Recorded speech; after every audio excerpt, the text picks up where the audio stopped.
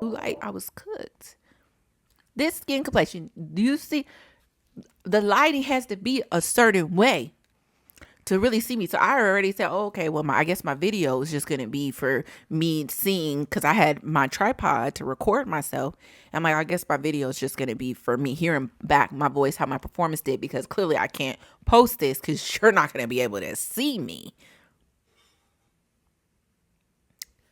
It's cool.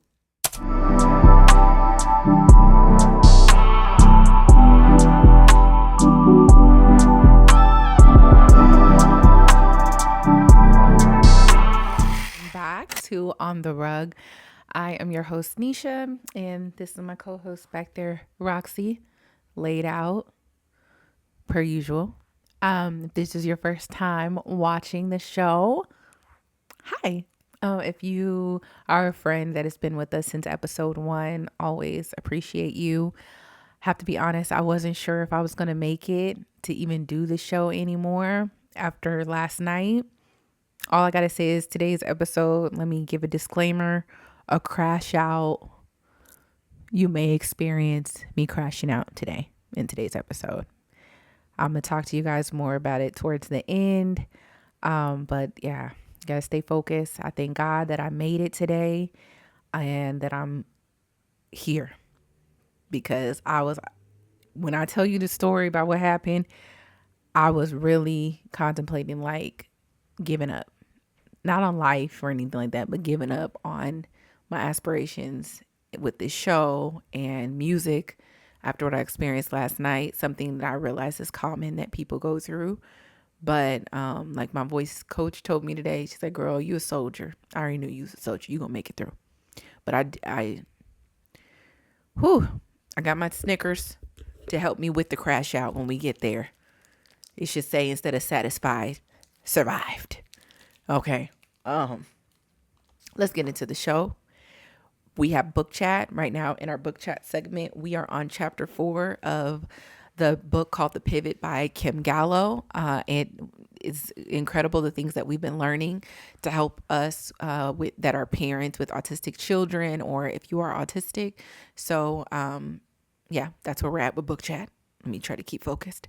Our second segment of the show is business lesson story time. Today's topic for our business lesson story time is choosing the purpose over the party. It's going to be real interesting. And the last segment of the show, usually I do a live performance, but we're not doing that today. I'm going to explain to you why. And we're going to change it up because right now I am doing something called 100 Stages to Wonderland. So I'm going to share with you more about what that is and what we're going to be doing ongoing with me sharing my music process and just my process of building my business as a music artist. So yeah, let's get into the first segment, book chat. So we finished chapter 4 of Kim Gallo's book, The Pivot, where we're learning about how, as educators and parents and individuals that have autism, she does talk about neurodivergence in its full spectrum, because there's other people that are neurodivergent that aren't autistic, but the focus of the book is autism. And that's the reason why I wanted to read it, because I want to know how to be a better parent for my daughter and get as educated as possible. Also, not only for my child, but for operating in the world in general. If you saw last episode, I shared the test that God gave me, because that's the thing. When you come out and you're talking about these things, God will test you. Like, are you really about that life? You can't just come out here advocating for people and be fake, because you're going to get tested, So I shared last week the lesson that I learned when operating and communicating better and being patient and stuff. So let's talk about chapter 4. Chapter 4 was all about, what does socializing mean to neurodivergent individuals? I really enjoyed this chapter because right now we're working on social skills with my daughter. She's 4. I think I shared with you guys, not sure. We've had a few episodes, so I'm not sure. But about, for her, the social thing right now, when she was younger, it really wasn't an issue. Everybody plays with everyone. But now the children are starting to notice when she's scripting and they're like, that's a little weird. Like, her way of trying to join in conversation. And she's so anxious. I did tell you guys about this, how she gets so anxious that she'll just say a script. She doesn't know what to do, but she wants to play so bad. And once she does get comfortable, she has a great time and she has friends, and everything works out. But it's just her understanding, sharing, taking turns, understanding how to engage in communication. Like right now, like if she sees any child outside, she's going to say hi, and tell them her name. She doesn't understand that, like, some people don't want to be talked to, or when's the appropriate time to greet someone. So one of the really cool things that her ESDM therapist had provided, and of course, leave in the comments if you are interested in ESDM. I am not a specialist or anything. I just have gone through the experience of how it's helped my child, and the goals that they've set. They've been amazing. So the therapist gave me this book that we're reading to her. They made this for her, and it's called Making Friends. Lord, get it together. See, it's called Making Friends, and it's this really cute book just on her understanding, like, how do we make friends and appropriately, and it's just really good and helpful. So I wanted to share that with y'all because of the chapter that we read. I really connected it with what I'm currently experiencing raising my child. And so one of the first key points that I wanted to talk about that Kim mentioned was social thinking. She said our brains are wired to think socially. And that was something that I didn't know. One of the people that she mentioned was this lady by the name of Michelle Garcia. And Michelle Garcia created a company called Social Thinking. And what she has is, I guess it's a website where she sells books and online training on the importance of social interaction and skills to develop to improve social skills and quality of life, right? So definitely check that out.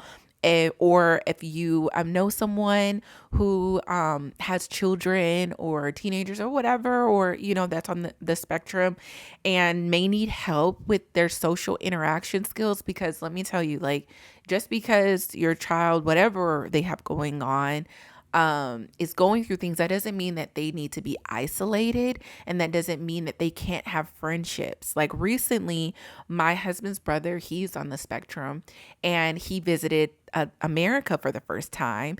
And this whole time he has like a whole group of friends, and they all got together and they did excursions and different things together. And it was just so wonderful to witness them be able to have that, because I know for his mom, I'm really close to my mother-in-law, she was worried about that. Of course, it's like I'm worried about for my daughter, but seeing that just gave me so much hope of like, wow, it is very important, whether you're neurodivergent or neurotypical, to have social interactions and to have friends and to have community. We need that. And according to the book, that's how our brain is just wired, right?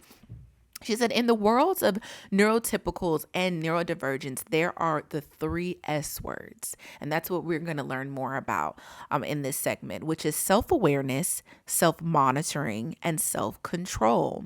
Now, one of the things, like going back into learning how social interactions work, is that in our space, it's like if someone says good morning to you, how are you? Neurotypical, we're thinking like, I'm good. How can I help you? Right? If you're doing customer service or whatever, you're seeing someone passing by. But for neurodivergent people, it can be something that's difficult for them to understand, that I'm not supposed to tell you the whole truth about how I'm doing, and let's get into a long conversation about, let me pour it on you. And that doesn't make anything wrong with them, but that's something that we've created within our society as a norm. And it's like when you start reading about these things, you start really seeing and how society has been painted in a certain way. Because it's like, what if the shoe was on the other foot, where the neurodivergent people were in control of society, and us as neurotypical people would have to figure out how to operate, and the groups really don't come together. The neurotypical people typically stick with themselves. The neurodivergents typically stick with other neurodivergent people that feel comfortable. And that's just how we are in general, whether it's based off of race or intellect. People collaborate with others based on interests and similarities, you know? And so it will take us rising to the occasion within our society to change whatever we can by including one another with our differences, with our difference of opinion, with our difference of seeing the world, with our difference of behavior and operating in the world. It will take us, our generation, and the generations beyond us. We can do it. We can come together and unite, right? Because we all want friends. We all want somebody to be nice to us. So she went on in the chapter to talk about these ways in which these things that are normal, how they are teachable skills for your autistic child. So if you're feeling like hope is gone, it is not. She talks about, understanding that conversations can be overwhelming. To help with conversational skills, there are 5 steps. The first step is pick a topic that they like. So give them a chance. If they're obsessed about, or not obsessed, passionate about a certain topic, let them talk about it. Let them go ahead, pick a topic, ask them about that thing that they like, and then that's the next step, which is start the dialogue about it and take turns to speak about that. Let them go on. Then help them, stop that conversation and turn it on to something of your interest. And it's going to take you putting this into practice. So maybe the first time they may not respond well to it. You're going to have to continually do it a few times, but it will help them when they're in social environments to be able to understand how conversations work, that it is a back and forth art, that it is something where it's not just all about you. You do have to take interest into what the other person is saying, and then it will also help them have better experiences with people. So I just thought that was very good, to know that it's not like they're just stuck in a situation where they can never socialize appropriately and shine and rise to the occasion. So there was so much in this chapter, but I really felt that those were the key things that I took. And if you had something else that you got from it, definitely leave your comments. We want to hear what you think. We want to hear what you're experiencing. We are a community of creative mommies and people who aren't even mommies and just creative. So yeah, I hope that you really enjoyed chapter 4, because I really was blessed by it and learning how to help my daughter and what I can do better when it comes to helping her socialize. So let's get into our next segment, business lesson story time. We're talking about choosing purpose over the party. So in my early 20s, like let's say 19, I'm gonna count 19 as 20, 19 to like 25. Yeah, because 25, it was like something clicked for me. Partying heavy, club in there, and that era of time, it was different. You partying Monday, Tuesday, Wednesday, Thursday, Friday, Saturday, all week long. Had a job, but partying. And I was partying because I worked downtown Los Angeles at this boutique, helping different women shop. And one of the young ladies that came into the store, she was a model. And she was like, oh, you're cute and everything. Like, do you want to come out with me and my friends? Like I host and everything. So because she was a model and hosting, we would be able to go to all the hottest clubs in LA at the time and VIP everything and just have fun. And it would be all throughout the week. It was to the point where I was like, dang, like I'm always at the club. You end up starting to see the same people. And in my mind, I was telling people, because that's how it is in LA. Like you'll talk to people, you'll ask them what they do, and they'll tell you the idea of like what it is that they claim that they want to do, but are they doing anything of that nature? No. That's how I was. I was like, oh yeah, I went to film school. I'm an artist, but I wasn't making no art at all. I was just going to work and going to the club. Okay. And you have to come to a point, which I realized and learned, that you've got to make a decision on what you're going to focus your energy and your time on and what really matters to you. And is this profitable to you? Which is why I wanted to put this as our business lesson, because as a business person, I'm constantly learning about what profitability really means to me.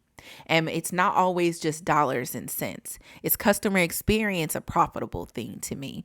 Is the optimization of the testing that I can do, whether it's on products or the way that we operate, is that profitable to me? There's so many different levels to profitability, but I did come to a realization that going to the club every day, every weekend, was not as profitable for me as it would be going to plays. And that's how I end up making my show Healing After the Tragedy. It's on my YouTube channel. You can watch the full show for free. But the way that that show came about was me choosing purpose over the party. And I had to make a really painful decision to get left out from going to the new clubs. When I got the phone call, or one of my friends were like, "Hey girl, you want to go?" No, I'm not going out, because I was deciding to stay home, work on writing, study more about the craft of making film and theater, because that's where I wanted to start from, to just really harness that medium for myself. I was signing up to take improv classes instead of going out to the party. I was going to plays and a little bit earlier, and by the time it's done, it's like, okay, well, I'm gonna have dinner and go to bed. It was a very painful experience choosing purpose over the party. There were friendships that I had that I didn't realize that we were really only friends because we partied together. I thought we were really friends. But then I stopped going to the party and there was nothing for us to communicate about. So then the friendships and the level of depth that I started to demand was different. Because when you decide to start really walking in your purpose and you start choosing depth and studying and harnessing your craft, it can be very lonely. It can be extremely lonely, especially because you are stirring up the atmosphere at this point.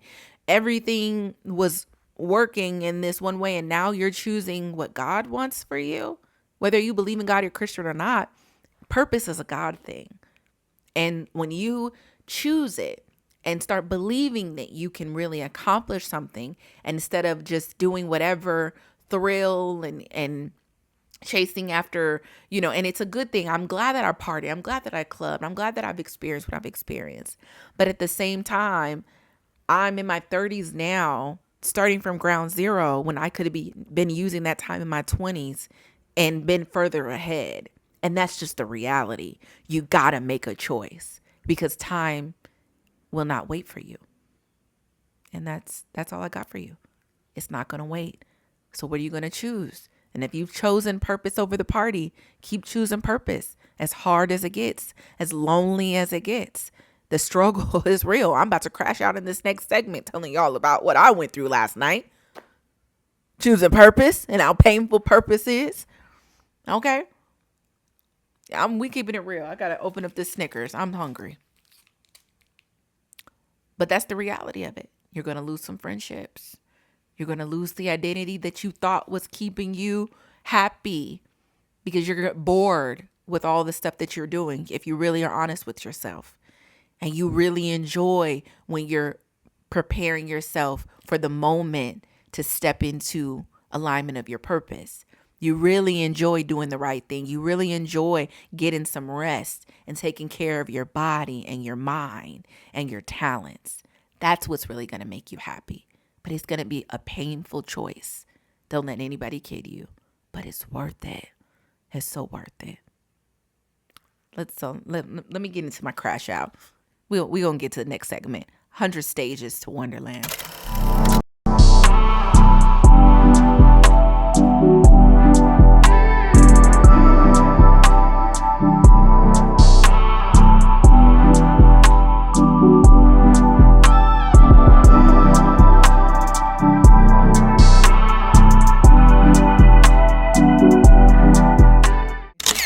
Like I said, I might crash out. So I didn't open the Snickers. So let's get into it. Now, usually this segment of the show, which is the last segment, I sing a song that I've written, and we do new song alert. So I have enough songs for a project from the previous episodes, and I really want to get them mixed and put out. I really want to be able to put together a set to be able to do a performance in person. I'm at some small venues and just get things up and running and going. But I need to condition first. And so what I'm doing is 100 stages to Wonderland. Wonderland, where is it? We don't know yet. We'll get there once we get to the 100th open mic performance. But I was inspired by the journey of comedians. If you watch any of the great comedians talk about their journey, a lot of times their first set that they've done or time on stage at an open mic, they bomb, and you get to know if they're really meant for it or not by if they show up again, because some people, they go up there, they bomb, and they're like, I'm never doing that again, because of just the level of embarrassment that they feel. And it's the same thing with singing. I went ahead and did something I wasn't supposed to do. My vocal coach, she was like, girl, what are you doing? So mind you, I told her, because we have some things that we're working on and practicing on. So I was like, okay, I'll push the performance back. Like my goal was to do the first open mic starting last night. And then, it was just going to be one of the 100, because my goal is to do 100 of them. And I want to share that process with you guys. So that's why I didn't write a song this week, because I was preparing for last night all week. And I just couldn't focus on writing a new song and everything. Everything was just like, I just got to really focus on honing in my craft for these songs. So I was practicing, feeling good about it. Get there, meet this guy that's sitting next to me. All right, take a bite because I feel myself about to crash out.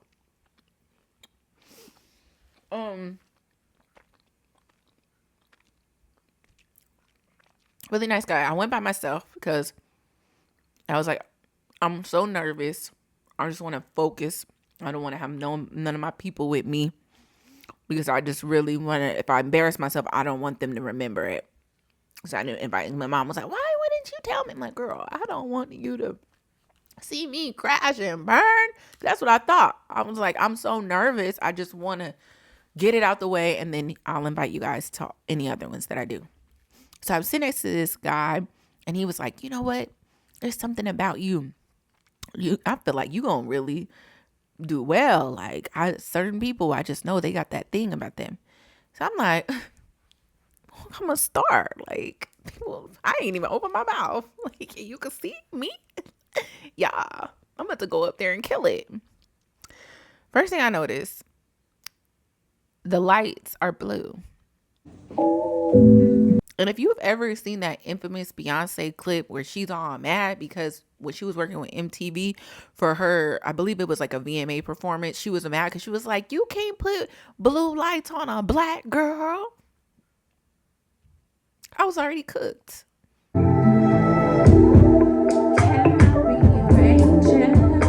When I saw the blue light, I was cooked. This skin complexion, do you see?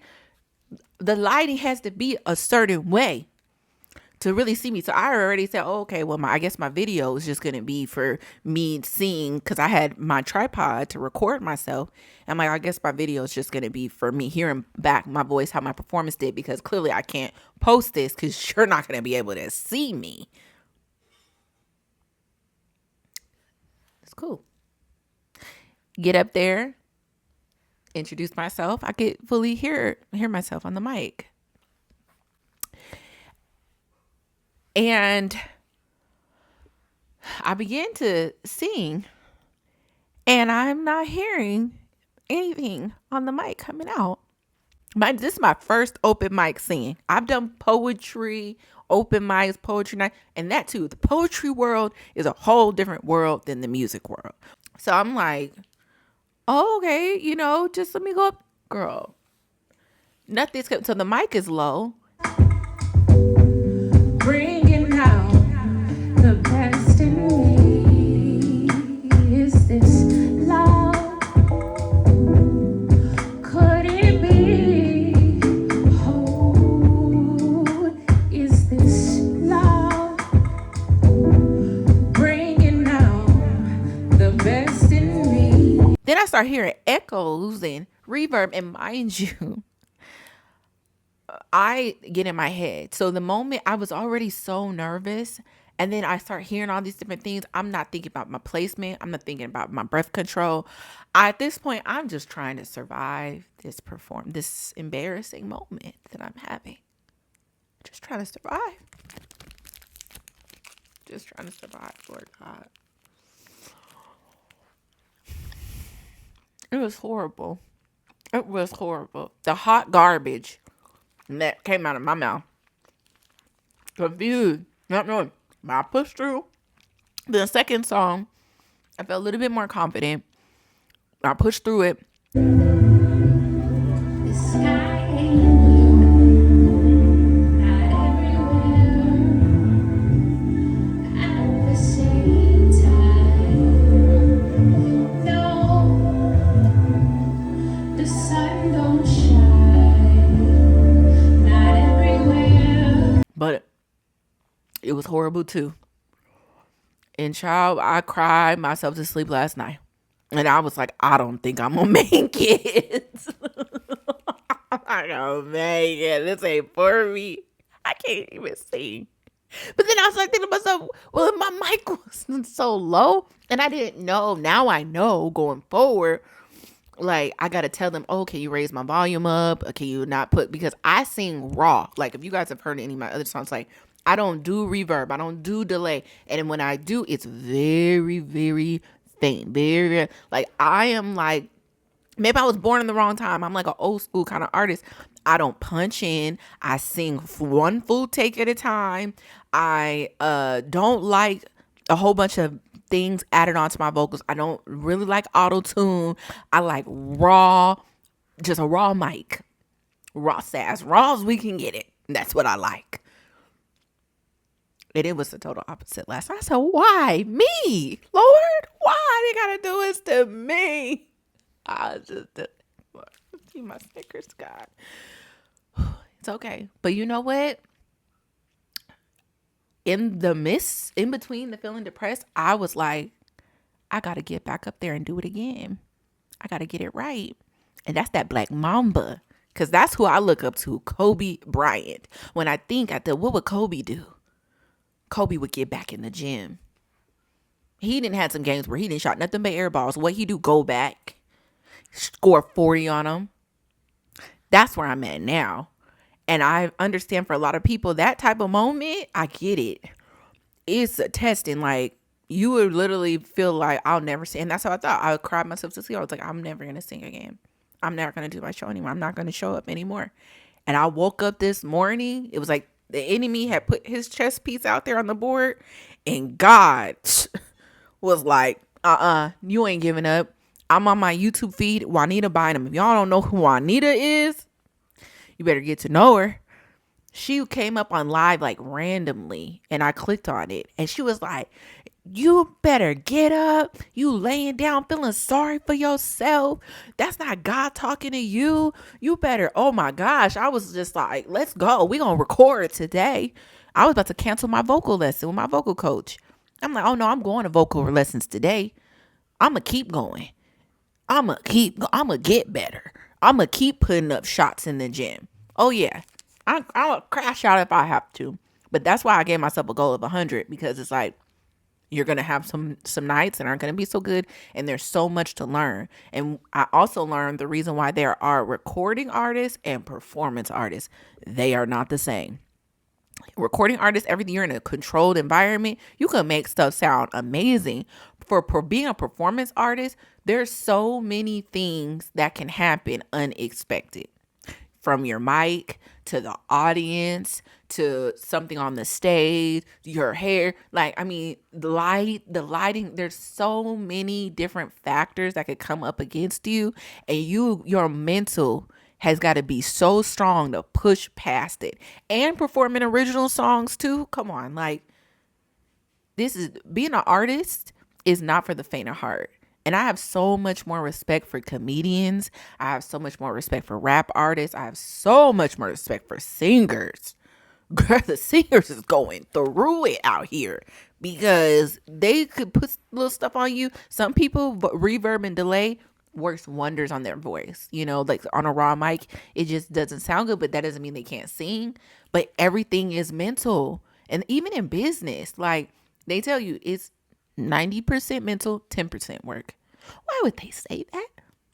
So yeah, I am gonna still, because I've digressed, I am still gonna write new songs and share the new songs that I'm writing with you guys. But at the same time, like I said all the time, this is a music business. So I had to make the executive decision so that we're pushing forward with our goals appropriately. And I'm not just writing and writing and writing. We're not having anything coming out, and I'm not prepared to give you guys a live show. So that's what we're working on, getting this body of work mixed and mastered so I can put out this first EP and be able to perform these songs live with a little mixture of covers, because my goal is to do a set list. And then from there, just keep on going. But we got to get in the process of actually releasing stuff. I got my ASCAP all situated and doing my publishing. So on the back end, we're doing real good, y'all. We didn't file what we supposed to file, and we taking care of business. But on the front end, some of my artistry gets in the way of the business, and I had to get my executive hat on and say, girl, we're not just gonna keep showing up every week just performing these songs, not especially after last night. You need to get into these open mics, do the 100, perform these songs so you can prepare for a show for the people. So that's why we don't have a song today. We're gonna have the songs that I put out, and I'm gonna bring you guys in the process of me mixing. I'm gonna record and share that with you guys, and hopefully you enjoy. But yeah, I'm glad I got all that out with the Snickers, Lord, because I was having a day.